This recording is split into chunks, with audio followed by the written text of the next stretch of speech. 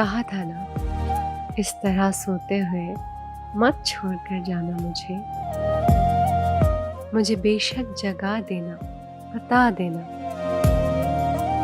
मोहब्बत के सफ़र में मेरे साथ चल नहीं सकती, मोहब्बत के सफ़र में मेरे साथ चल नहीं सकती, जुदाई के सफ़र में मेरे साथ चल नहीं सकती।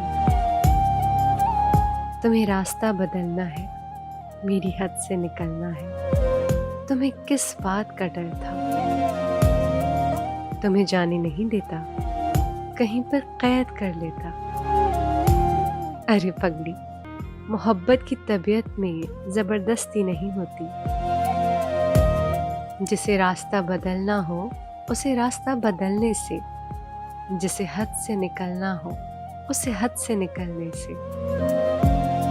न कोई रोक पाया है, न कोई रोक पाएगा। तुम्हें किस बात का डर था? मुझे बेशक जगा देती, मैं तुमको देख ही लेता, तुम्हें कोई दुआ देता।